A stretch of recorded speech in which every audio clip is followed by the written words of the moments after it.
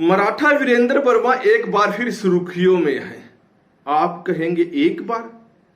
मराठा तो बार बार सुर्खियों में रहते हैं। जी हां, मैं हूं विनोद महला, आप देख रहे हैं दामोदा। मराठा वीरेंद्र वर्मा ने एक बार फिर नई पार्टी ज्वाइन किया है। अब वो महाराष्ट्र की पार्टी एनसीपी यानी शरद पवार की पार्टी में शामिल हो गए। 4-5 महीने पहले मराठा वीरेंद्र वर्मा आम आदमी पार्टी की हवा देख रहे थे और उसमें शामिल हो गए थे, लेकिन बहुत जल्द ही उनका उस पार्टी से भी मोह भंग हो गया। दरअसल आम आदमी पार्टी से मोह भंग तो उसी दिन हो गया था जिस दिन कुरुक्षेत्र में अरविंद केजरीवाल आए थे और मंच पर मराठा वीरेंद्र वर्मा को स्थान नहीं मिला था। मराठा वीरेंद्र वर्मा को जानने वाले तभी कहने लगे थे कि मराठा ज्यादा लंबे समय तक इस पार्टी में ठहरने वाले नहीं है। वो बीच में 2-3 महीने चुप रहे, हालांकि उनकी बारे में थोड़ी थोड़ी जानकारी भी आती रही। अचानक मराठा वीरेंद्र वर्मा महाराष्ट्र पहुंचे और एनसीपी में शामिल हो गए। दरअसल मराठा वीरेंद्र वर्मा ने शुरू में रोड मराठे की मुहिम शुरू की थी। उन्होंने कहा था कि रोड मराठा है। जो पानीपत की तीसरी लड़ाई हुई थी, उस लड़ाई में मराठा यहां आए थे और कुछ मराठा सैनिक यहां रह गए थे, वो ही रोड है। लेकिन रोड समाज के बड़े संख्या में लोगों ने उनकी बात मानी नहीं। हालांकि एक वर्ग ऐसा भी था जो मराठा वीरेंद्र वर्मा से सहमत था, लेकिन मराठा वीरेंद्र वर्मा जो कड़ी मराठों से जोड़ी थी, वो पूरी तरह से जोड़ने में सफल नहीं रहे। हालांकि जब यह मुहिम शुरू की थी, उन्होंने दावा किया था कि वो राजनीति में नहीं आएंगे। यह दावा इसलिए उन्होंने करना पड़ा था, कुछ लोग उस समय ये कहने लगे थे ये जो मुहिम छेड़ी है ये केवल राजनीति के लिए छेड़ी गई है। लेकिन मराठा वीरेंद्र वर्मा ने कहा कि वो राजनीति में नहीं आने वाले हैं और इस मुहिम को पंख लगाकर छोड़ेंगे। खैर, उसके बाद उन्होंने एकता शक्ति पार्टी का गठन किया और नॉर्थ हरियाणा में मुख्यमंत्री का पद लाने का दावा किया था। 2004 के लोकसभा चुनाव की बात करें तो एकता शक्ति ने करनाल व अंबाला 2 लोकसभा में अपने उम्मीदवार उतारे थे। करनाल में तो अच्छी खासी वोट मिल गई थी, लेकिन अंबाला में बुरी तरह से पराजित हो गए थे।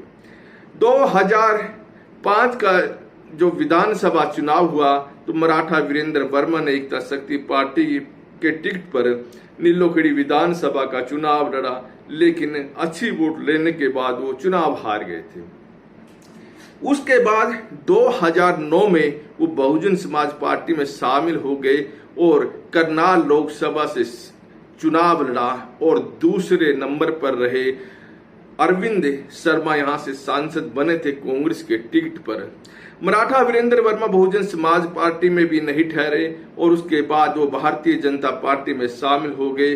उन्होंने 2014 में टिकट मांगा था करनाल से, लेकिन उन्हें लगा कि करनाल से उन्हें टिकट मिलने वाला नहीं है। तब एक बार फिर उन्होंने पलटी मारी और बहुजन समाज पार्टी में शामिल हो गए।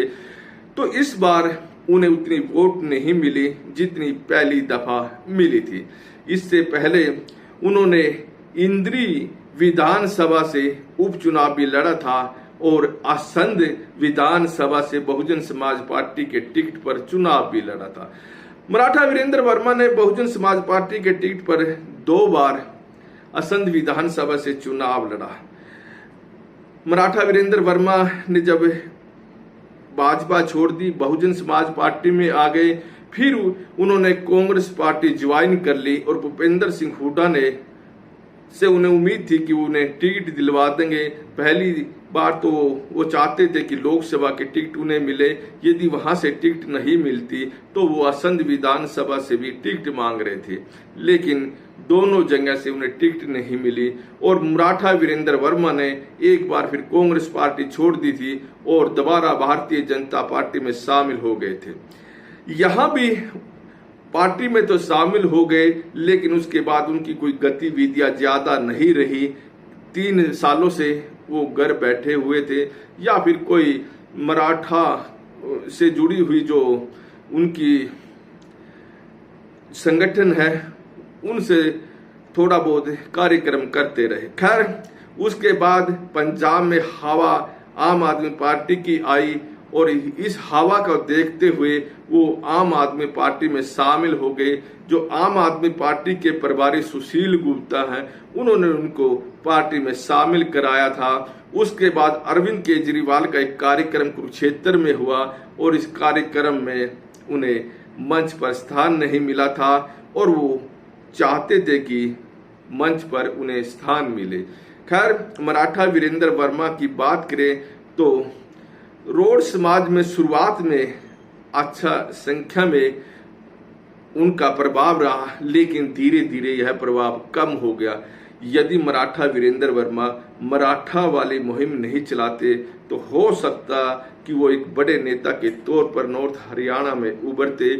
यदि मराठा वीरेंद्र वर्मा किसी एक पार्टी में धैर्य से रहते, हो सकता है कि उनका कद नॉर्थ हरियाणा में और बढ़ता, लेकिन मराठा वीरेंद्र वर्मा एक पार्टी में रह नहीं पाए और बार बार वो पार्टी बदलते रहे। बार बार पार्टी बदलने के चलते जो उनके समर्थक हैं वो भी धीरे धीरे उनसे दूर होते गए और जो मराठा मुहिम चलाई थी उन्होंने, उस मुहिम में जो शुरुआत में उनके साथ लोग लगे थे उनमें से भी बड़ी संख्या में अब उनसे दूरी बनाकर रहने लगे हैं। खैर, मराठा वीरेंद्र वर्मा अब हरियाणा में एनसीपी को बढ़ाने का प्रयास करेंगे। देखने वाली बात रहेगी इसमें वो कितने कामयाब